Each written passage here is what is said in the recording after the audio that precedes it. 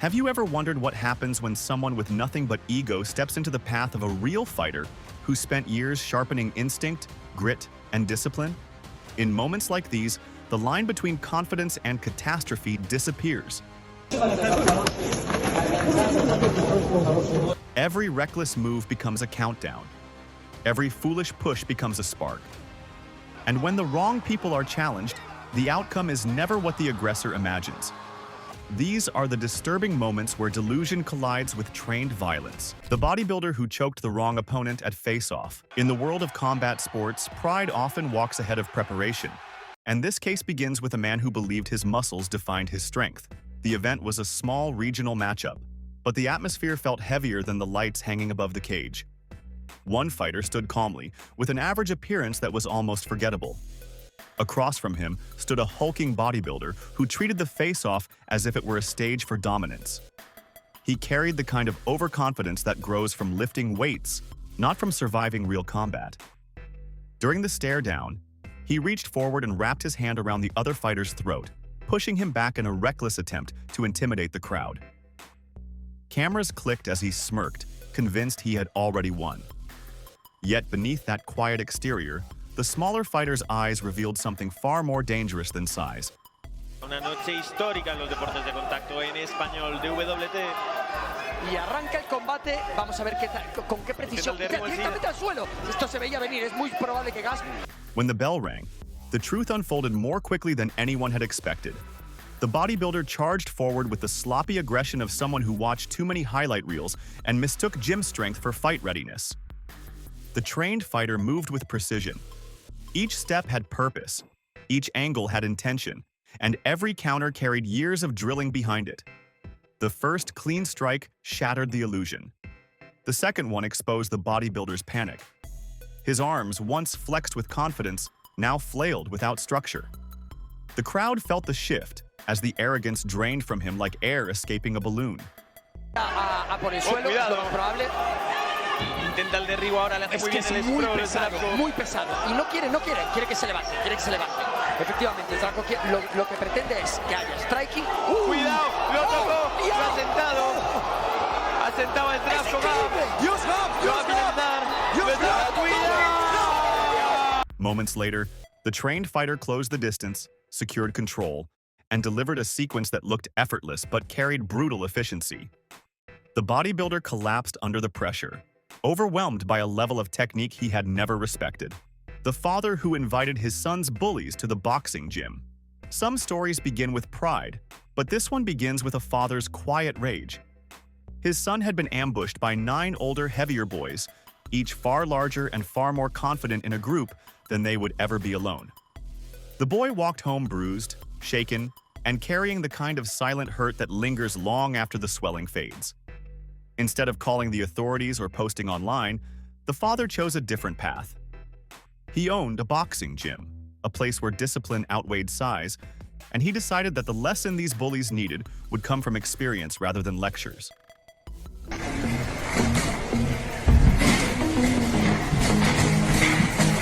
The moment the first round began, reality hit him harder than any punch. The father, seasoned from years in the gym, used angles, timing, and pressure to dismantle him piece by piece. The bully's movements quickly lost coordination. His breathing grew loud and uneven. Every exchange carved deeper into his confidence. The second round arrived before he recovered from the first, and each passing moment chipped away the tough image he carried outside the ring. Ahora sí viene lo chido.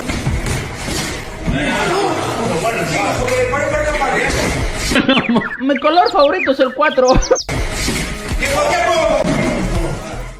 By the fourth round, he could barely lift his arms. Sweat poured down his face as he bent forward, trying to escape the pressure. Yet the father continued, not with anger, but with the steady, controlled intensity of someone delivering a necessary lesson. The fifth round finally pushed the young man past his breaking point. He staggered, overwhelmed, no longer looking like a threat but like someone desperate for the clock to save him. The arrogant stranger who picked on the smallest fighter in the gym. Some encounters are doomed from the moment they begin. A stranger walked in with loud confidence, the type of swagger that tries to fill every corner of the room. His attitude carried the careless boldness of someone who confused size with skill. He scanned the gym until his eyes landed on the smallest fighter present, a lean and unassuming man who kept to himself. The stranger laughed, convinced he had spotted an easy target, and decided this would be his moment to impress his girlfriend, who stood nearby watching. Thing. No, we respect you for showing up, because it took some balls to walk in here and to come and actually step up and walk in the gym. We're going to do a drill called the Shark Tank, where there's going to be 5 of us, not at a time. You're just going to box 1 minute each, okay? You go through that, everything's forgiven, everything's cool. The coaches observed with growing irritation as the stranger pushed for a sparring session. They warned him about the gym rules, but he dismissed their concerns, driven entirely by ego. The smallest fighter agreed to step into the ring, not out of pride, but out of respect for the gym and its code. Gloves were strapped on, the mat was cleared, and the atmosphere shifted from casual practice to a quiet anticipation. The stranger entered the ring with a careless posture, barely taking the warm-up seriously. He believed pure size would carry him through. He throwing down. He in his face. He in the pocket. Okay, bringing it. Oh, he got caught up top. Okay. The moment the sparring began, the illusion shattered.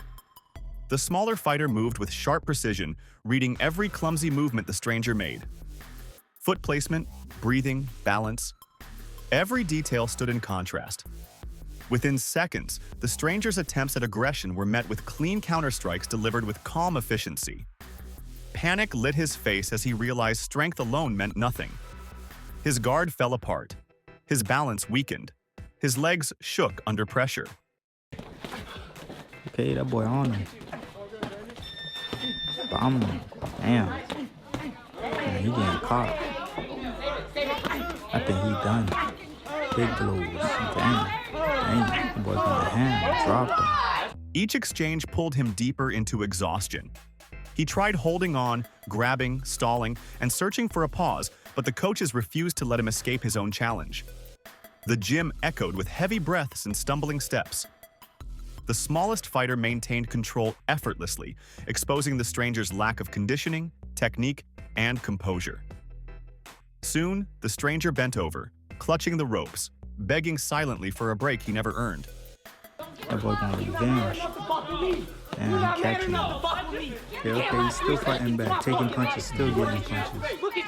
The whole time, all he's just been doing is just throwing punches and getting hit. When the final sequence came, it wasn't brutal, it was decisive. A flawless combination forced the stranger to retreat across the ring, collapsing into the corner he had mocked minutes earlier. His confidence vanished. The room watched as the smallest fighter stepped back, offering no celebration, only quiet discipline. The coaches stepped in, not to protect the fighter, but to save the stranger from further embarrassment. The idiot who provoked Mike Tyson on a plane. There are moments when stupidity crosses into danger, and this case unfolded in the cramped aisles of a passenger plane where one man made a mistake that would echo across the internet. Mike Tyson, a name carved into the history of heavyweight dominance, was seated quietly among passengers, keeping to himself. Tyson remained calm, offering patience that most fighters would never have extended. Years of discipline and personal growth kept him still, while the man hovered, gesturing wildly and leaning far too close. Other passengers exchanged uneasy glances, sensing the rising danger. The confined space of the airplane amplified every movement. This is George talking to Mike Tyson, bro. This shit crazy, bro. Mike Tyson. The tipping point arrived without theatrics. The man continued pressing forward, invading Tyson's space, refusing to sit down, and ignoring warnings from those around him. The cabin buzzed with a nervous stillness, and in a singular moment, Tyson's restraint cracked. What followed was a controlled but forceful reaction, delivered with the power only years of professional fighting could produce. Tyson did not unleash rage. Hey, Mike, come on. Let's go stop back. Passengers shifted back in shock as the scene unfolded. Some recorded, others whispered, but all understood the core of the moment. Pushing the wrong person too far carries consequences. Tyson stepped back immediately, showing the same composure he lacked in his younger years. He did not escalate. He simply reclaimed the respect he had been denied for far too long on that crowded flight. The man who had been boasting and provoking minutes earlier now sat silent, clutching his wounds while the crew moved in to de-escalate the aftermath. His expression carried disbelief rather than pain, as if he had finally realized the severity of his own actions. Raw footage from that flight captured more than an altercation. It revealed a stark truth. When arrogance meets a legend with nothing to prove, the outcome is swift, unavoidable, and entirely self-inflicted. When Eddie Hall knocked out a 145-pound trash talker in one punch, some confrontations feel uneven long before they begin. Yet arrogance has a way of twisting logic. This case centers on a confrontation that placed the former world's strongest man, Eddie Hall, against two brothers who weighed barely half of what he did. Despite standing across from a 367-pound powerhouse with a record of pushing his body through extremes few humans can imagine, the brothers carried themselves with an inflated sense of confidence. Their words were loud, their gestures dramatic, and their belief in speed over strength blinded them to the reality sitting in front of them. Eddie calling them on. They're both egging each other on here. This is very, very interesting. Ultimately, it was like a football formation. They swapped in wings before they went on to Eddie. And Eddie's taking this seriously. I like that he's putting his back to the fence. It means they can't get behind him. This is an important part of the strategy. And I've got rounds here, 2-minute rounds, I believe. The build-up to the match grew chaotic as the brothers taunted Eddie relentlessly. They believed weight meant clumsiness, and size meant predictability. In their minds, technique alone would outshine brute power. Cameras caught them smirking, flexing, and dismissing the very idea that Eddie could keep up with their pace. Yet every experienced fighter in the room understood the truth. A man who spent years lifting colossal weights and training for warlike contests carried a level of explosiveness that could end any fight in a single breath. Quite hard, like I said, to track down one of these guys, but if he can get one of them to the ground, can you imagine what would happen? Eddie does feel like a ticking time bomb right now when that shot is let off. I wonder if he even could catch them when they... Oh, it goes... Oh! A big shot that's missed. And Eddie Hall has changed his game plan and he's chased after one of them. When the fight began, the illusion shattered instantly. Eddie moved with a swiftness that defied his size. The brothers' footwork faltered as they realized the ring was not governed by fantasy, but by physics. Eddie closed the distance with surprising precision, forcing his opponent into a corner. The first exchange exposed the mismatch completely. Eddie's timing was sharp, his posture steady, and his power unmistakable. In a sudden burst, a clean right hand connected with perfect accuracy.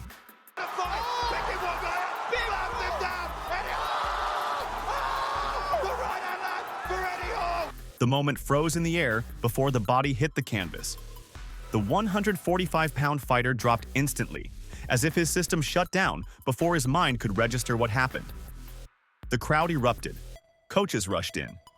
Eddie stepped back, not celebrating but assessing, ensuring the man he struck was still breathing steadily. The impact of that single punch echoed louder than any trash talk thrown before the fight. Medics entered quickly, checking the fallen fighter as he attempted to sit up with dazed confusion. His confidence dissolved under the reality of facing a man built not only of muscle, but of discipline and raw competitive intensity. The younger brother, who had contributed to the earlier taunts, suddenly stood silent. The arrogance drained from his face as he watched the consequences of their miscalculation unfold in front of him. The fighter who sucker punched his opponent and left on a stretcher. Some stories expose the purest form of karma, and this one begins long before the bell ever rings. In a crowded Russian venue, cameras rolled as tensions brewed between two fighters scheduled to meet in the cage. One of them, known for his rising reputation, carried himself with disciplined calm. The other, named Farid, entered with reckless arrogance, hiding insecurity beneath a loud persona. During the pre-fight gathering, surrounded by officials and journalists, Farid suddenly lunged forward and delivered a sucker punch to his unsuspecting opponent. The room erupted in chaos. Security rushed in. Coaches pulled bodies apart. Yet the damage was done, not physically but symbolically. Farid had crossed a line that fighters, regardless of rivalry, rarely violate.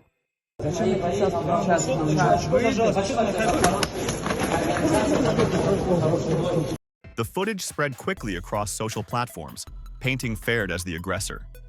His opponent, shaken but resolute, refused to let the cheap shot derail his focus. When fight night arrived, the atmosphere felt heavier. The crowd buzzed with anticipation, sensing the tension that now carried personal weight. There was no playful competition, no sportsmanship, only unfinished business amplified by the raw footage everyone had already seen. From the opening seconds, the fight revealed a clear divide between impulse and preparation. Farid swung wildly, relying on emotion instead of control. His opponent, calm and analytical, stayed just out of reach, reading each movement with the patience of someone who knew the inevitable outcome. Every missed strike drained Farid's energy. Every counter chipped away at the confidence he tried desperately to maintain.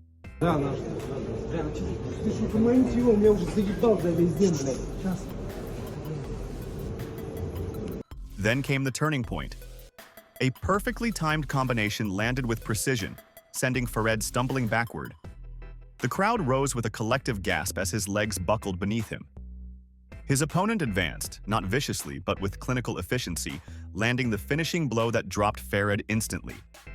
The referee rushed in, waving the fight off before further damage could occur. In that moment, the arrogance that fueled the earlier sucker punch dissolved into complete helplessness. Medics swarmed the cage as Farid lay motionless, the same fighter who once tried to impose intimidation now being lifted onto a stretcher. His opponent stepped away quietly, offering no celebration. The win wasn't about pride. It was about closure, an answer delivered through skill rather than anger. The raw footage told a story far bigger than a knockout. It showed how disrespect can distort judgment, how ego blinds, and how violence delivered without honor often returns with greater force. Farid entered the fight believing intimidation made him powerful. He left, realizing true power belongs to those who train with discipline, fight with purpose, and never need a sucker punch to prove anything.